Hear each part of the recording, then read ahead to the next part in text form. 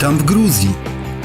Lądujemy w Kutaisi i udajemy się na północ w kierunku gór Kaukazu, pośród których leży jeden z najbardziej niedostępnych i najpiękniejszych regionów Gruzji, zwany Svanetią.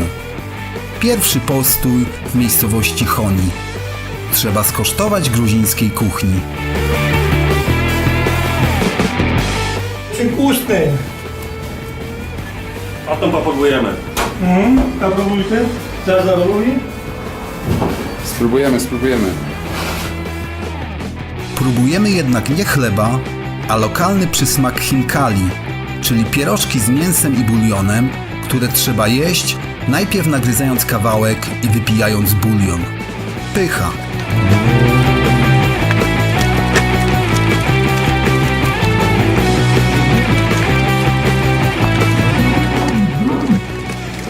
Z czego słynie Gruzja? Między innymi z wina i z biesiad. I tak pierwszego dnia zostajemy zaproszeni przez miejscową rodzinę na poczęstunek. Марджус.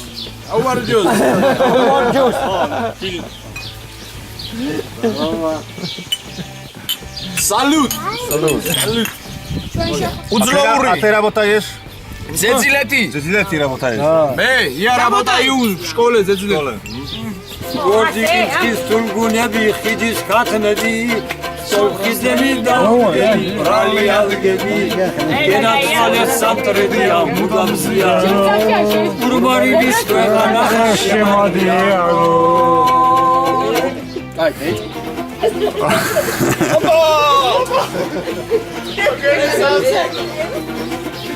Учи Магария, шагашура Магария, Магария.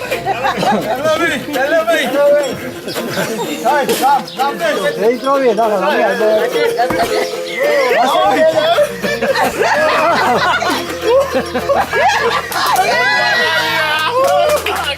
Старохони с хачапури, рачули хаши, схели хоми кацацу бисака заеши.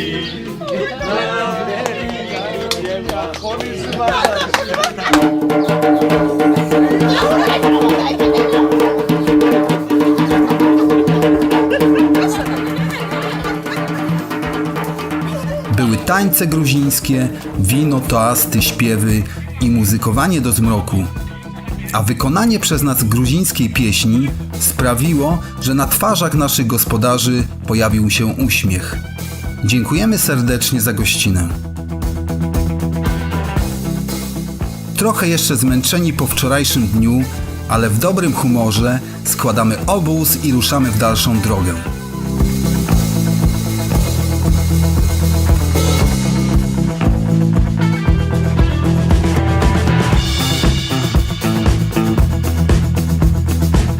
Uważaj na tego byka.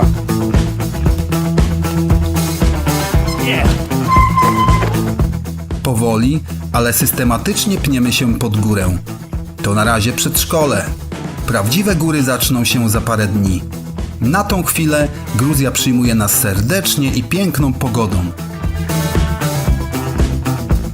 Po drodze spotykamy podróżnika z Niemiec, który jedzie tą samą trasą co my, tylko z przeciwnej strony. Twierdzi, że jesteśmy szaleni pchając się w te góry. Błoto wszędzie błoto. One day, my friend, the Polish guy Łukasz, we were riding 1 week together. Okay. From Mestia to Uzguli, he go, and he had all the food, and I didn't find him anymore, and I was like. But then I stopped the cars, the tourist cars. Then from Mestia Uzguli there are a lot, and they were all Polish people, and they give me khatiapuri, and they give me chacha, and they give me sweets. Łukasz, dlaczego zostawiłeś kolegę? Jeśli to oglądasz, odezwij się. Celem naszej wyprawy jest przeprawa przez przełęcz Zagar o wysokości 2623 metry nad poziomem morza.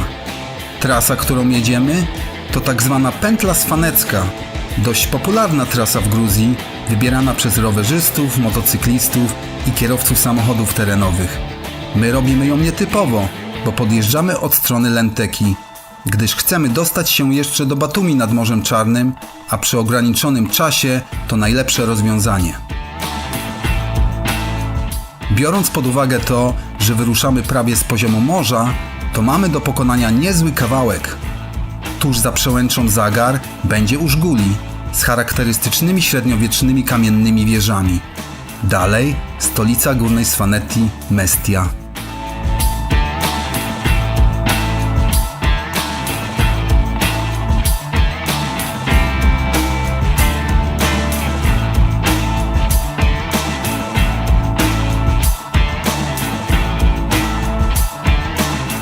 Przed nami długo oczekiwane Tsageri, gdzie odwiedzamy lokalną restaurację.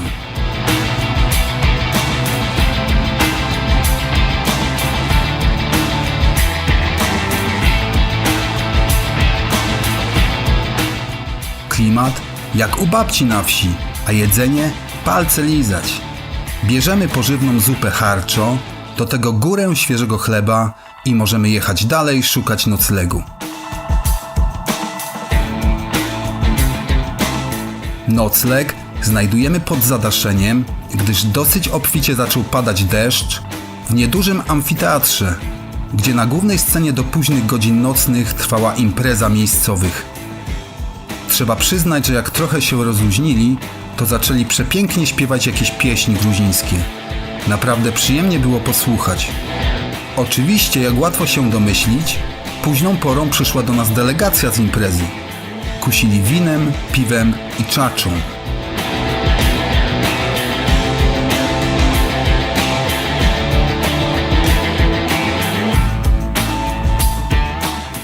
Zbliżamy się do Lenteki. To można powiedzieć miejscowość, na której na pewien czas kończy się cywilizacja na naszej trasie. To ostatni moment, aby coś zjeść w knajpie, czy zrobić zakupy w sklepie przed zdobyciem przełęczy Zagar. Zaraz za Lenteki kończy się też asfalt. Robimy więc zapasy i jemy obfity posiłek w restauracji. Zupę harczo i kaczaburi, czyli placek z serem podobny do pizzy. Jest to najbardziej popularna potrawa, z jaką się spotykamy. No i jest bardzo dobra. Jest też praktyczna, bo można ją zabrać ze sobą. Co w naszym przypadku jest o tyle istotne, że z powodu pewnych komplikacji nie mamy ze sobą palnika. Żeby coś zjeść ciepłego, musimy rozpalać ognisko, a to nie zawsze jest możliwe. Co, ale my nie damy rady? Są różne warianty kaczaburi. Z serem, z mięsem czy z jajkiem, zwane kaczaburi adżaruli. Moje ulubione.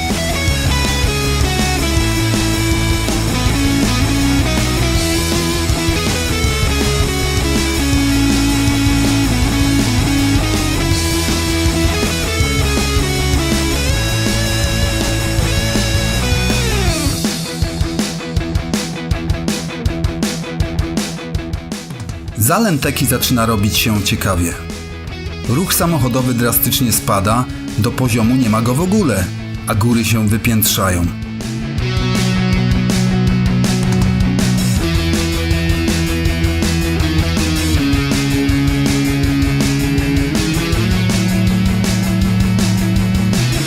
Niespodziewanie natykamy się jeszcze na mały sklepik. Z okazji oczywiście korzystamy. No można, oto. Oto. Bardzo dobrze. Ile kosztuje? Skолько? Skolka piwa? 3 rubля. 3 rubla? 3. Okej. Rubla? 3. Na rubli nie. 3 lari. A, Lari. A to jeszcze по-русски.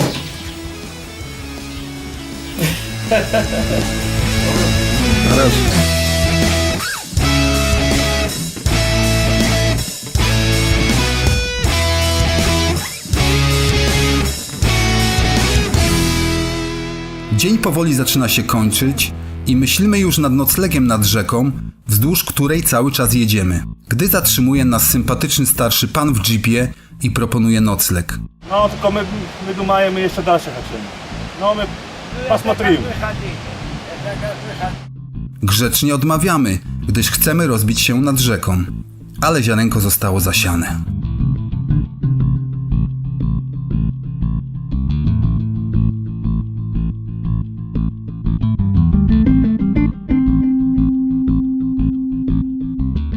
Gorąca kąpiel bardzo kusi.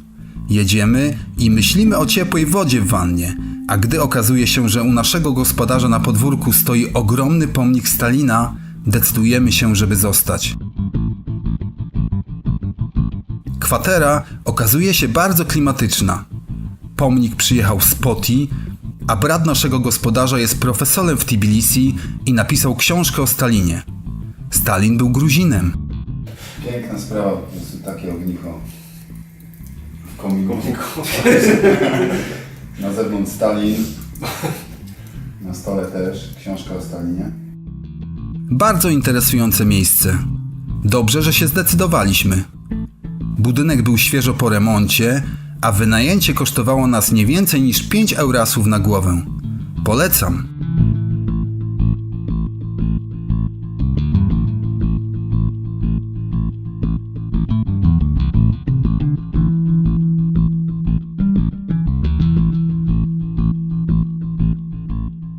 Jedziemy dalej i pniemy się coraz wyżej. Jesteśmy już na wysokości około 1000 metrów i niestety zaczyna psuć się pogoda. Deszcz nie jest obfity, ale nieprzerwany. Psuje się też nawierzchnia. Pojawia się błoto oraz spada temperatura powietrza, przez co jedzie się coraz trudniej. Dodatkowo pojawiają się różne naturalne przeszkody terenowe, takie jak na przykład rzeczki płynące w poprzek drogi, niektóre naprawdę bystre i głębokie, błotniste kolejny wypełnione wodą, przewrócone konary drzew. Takie warunki panują aż do Tsany, ostatniej zamieszkałej wioski przed przełęczą Zagar.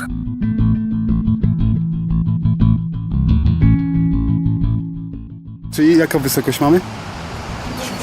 1700. 1700.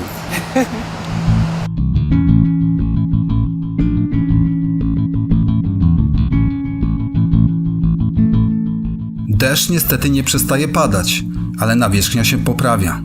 Teren się otwiera i jedzie się przyjemniej. Co ciekawe, już od dłuższego czasu nie spotykamy nikogo na drodze. Jesteśmy tylko my i góry. Dlaczego tak jest na tym dosyć popularnym szlaku, okaże się niedługo. Niestety z powodu pogody nie widać zbyt wiele, ale i tak jest super. Przełęcz Zagar planowaliśmy zdobyć dzisiaj, ale z powodu złej pogody postanawiamy rozbić obóz z nadzieją, że jutro będzie lepiej.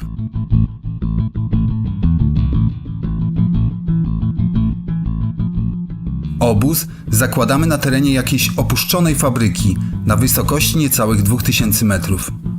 Choć jest dosyć mokro, to udaje nam się rozpalić ognisko i zjeść coś ciepłego na kolację i śniadanie. Widoki i tak są oszałamiające, pomimo dużego zachmurzenia. Szczyty, które nas otaczają, mają po 4000 metrów.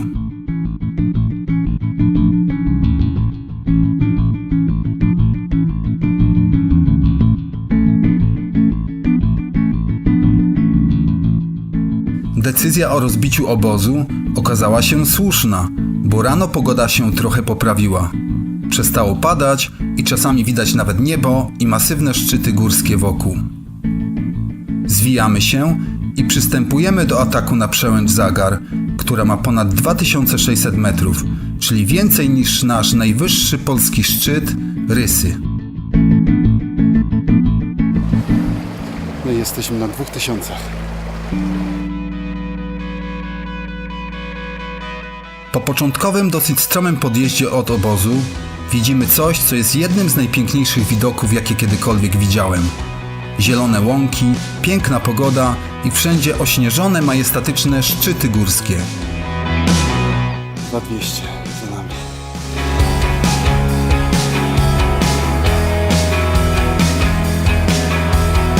Wspaniałe uczucie być w takim miejscu. To jest nagroda za wczorajszy deszczowy dzień. Pięknie.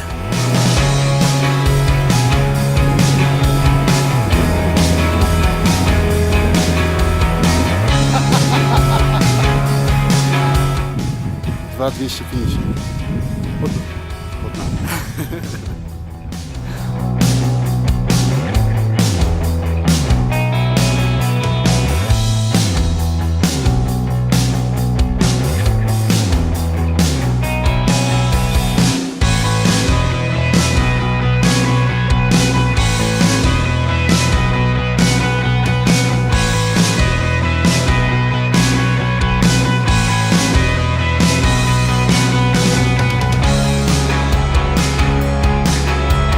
Jedynym minusem jest pozostałość po deszczu w postaci ogromnych kałuż, które musimy co pewien czas pokonywać.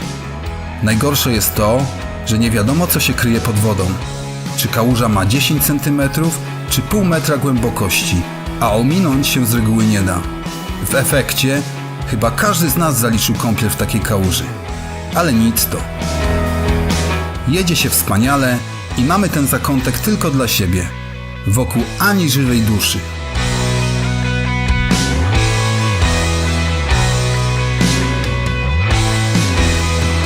I ty możesz zostać rowerowym zdobywcą Kaukazu.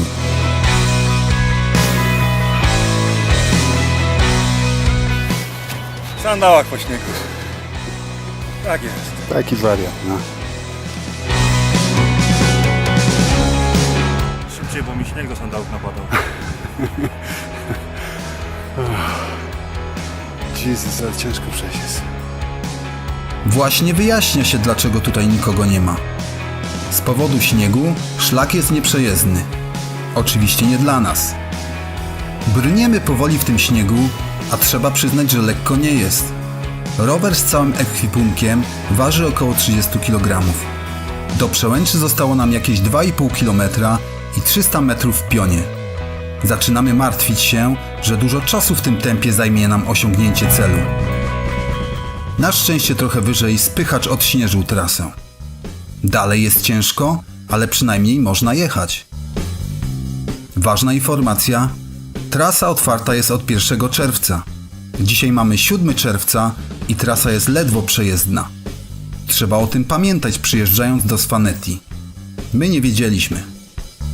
Spotykamy parę Szwedów, która właśnie zjeżdża z Przełęczy. Oni informują nas, że już prawie jesteśmy, my ich, jakie problemy mogą napotkać niżej. Szczególnie, że pogoda się mocno psuje.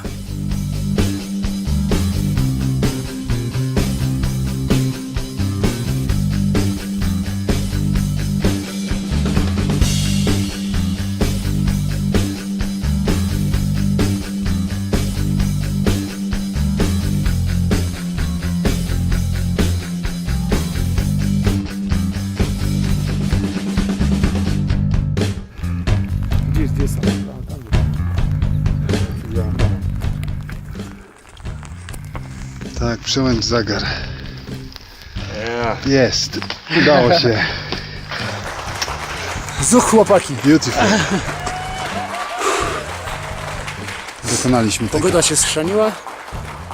Ale i tak jest pięknie.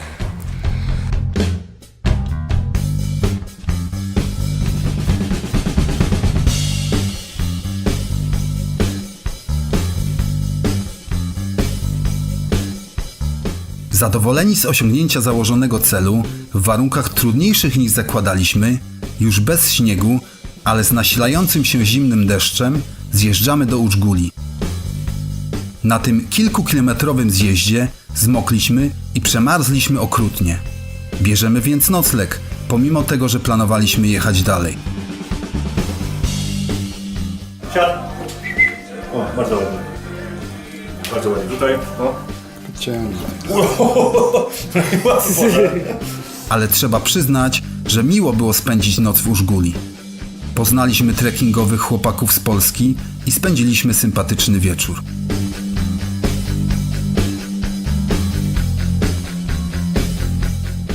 Rano okazuje się, że pogoda nie chce się poprawić. Nie ma jednak wyjścia, trzeba jechać dalej. Żal tylko krajobrazów, których jesteśmy pozbawieni. Wokół przecież wysokie góry ze Szkarą, najwyższym szczytem Gruzji, 5193 metry na czele.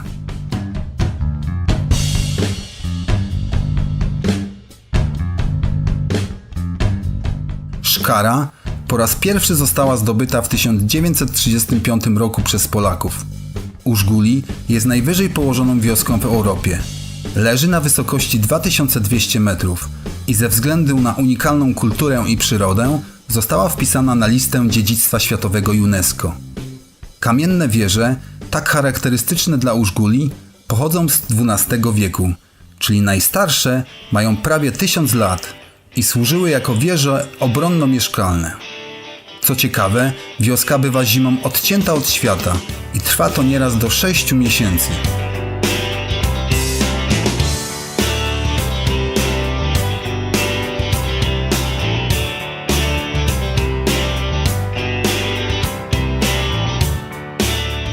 My zjeżdżamy do Mestii, która jest położona na wysokości 1500 metrów, czyli mamy całkiem sporo w dół.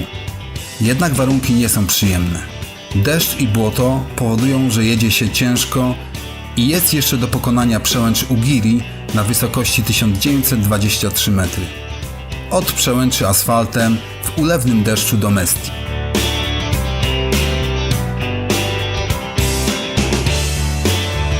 A tak wygląda wieża Svanecka z bliska.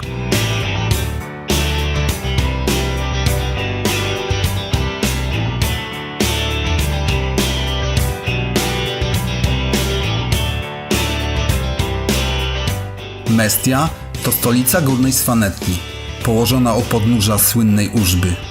Podobnie jak Użguli, jest wpisana na listę UNESCO.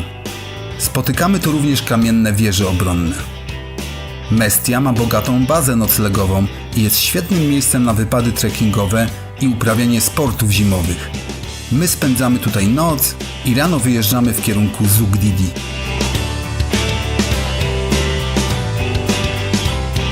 Do Zugdidi mamy jakieś 140 km, ale już asfaltem. Stamtąd już tylko niecałe 100 km do Batumi. Trasa przyjemna i malownicza, no i co ważne, generalnie mamy cały czas w dół. Jakieś 1400 metrów w dół, ale jak to bywa w górach, zrobiliśmy jeszcze 1500 metrów przewyższeń.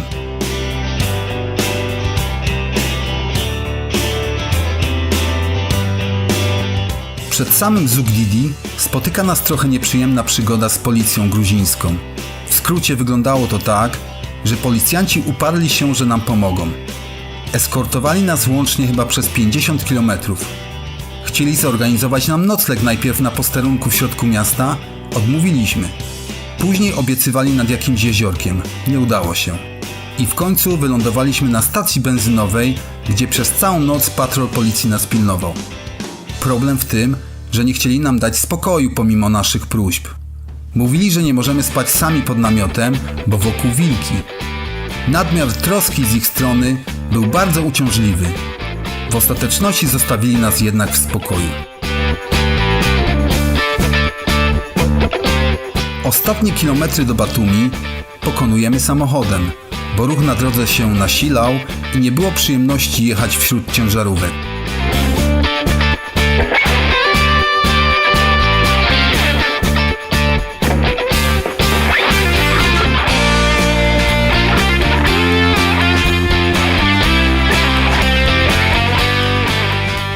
Patrząc z daleka na Batumi, można odnieść wrażenie, że to kaukaski Dubaj. Może trochę kiczowaty, ale jednak. W Batumi spędzamy 2 ostatnie dni pobytu w Gruzji.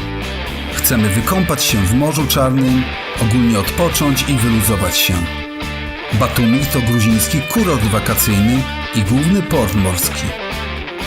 Spędzamy tu miłe chwile, jeżdżąc po Batumi, który jest całkiem przyjazny rowerzystom, spędzając czas na plaży i oglądając mecze Mistrzostw Europy w knajpie u Jimmy'ego z chłopakami, których poznaliśmy w Użguli.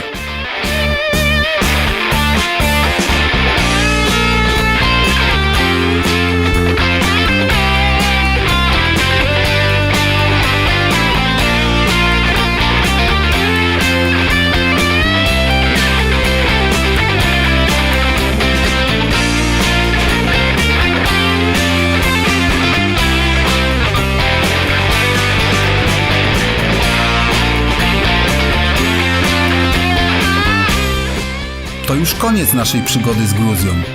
Teraz kolej na Ciebie. Polecam Gruzję rowerem, my pewnie tu jeszcze wrócimy. Cześć!